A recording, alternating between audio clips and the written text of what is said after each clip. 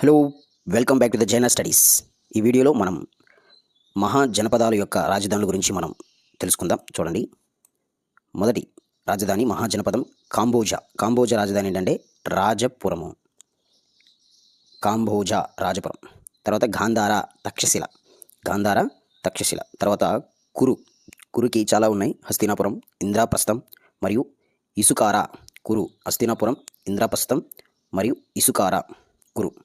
Next Panchala అంటే అహిచ్ఛత్ర, కాంపిల్య. పాంచాలకి కాంపిల్య, అహిచ్ఛత్ర.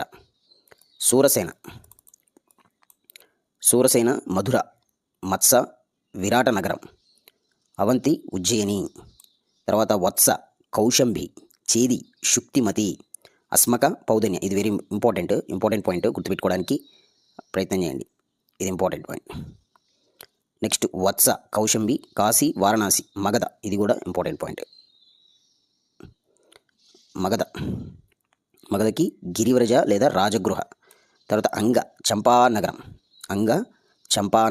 మల్ల కుషీనగరం, మల్లకి కుషీనగరం, పానాపురి. తర్వాత వజ్జి వైశాలి. ఇది కూడా ఇంపార్టెంట్.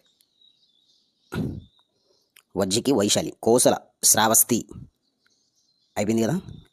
భారతదేశంలో 600 సంవత్సరాలు, సాధారణ శకం 600 సంవత్సరాలు క్రితం ఏర్పడిన మహాజనపదాల యొక్క రాజధానులు ఒకసారి ఫైనల్గా చూద్దాం. చూడండి, కాంబోజీ రాజపురం, గాంధార తక్షశిల, కురు హస్తినాపురం, ఇంద్రప్రస్థం మరియు ఇసుకార, పాంచాల అహిచ్ఛత్ర, కాంపిల్య, కోసల శ్రావస్తి, వజ్జి వైశాలి. తర్వాత మల్ల కుషీనగరం, పానాపురి, చంపానగరం, కాశీ వారణాసి, మగధ గిరివ్రజ అండ్ రాజగృహ, వత్స కౌశంబి, చేది శుక్తిమతి, అస్మక పౌదన్యం, సురసేన మధుర, మత్స విరాట నగరం, అవంతి ఉజ్జయిని.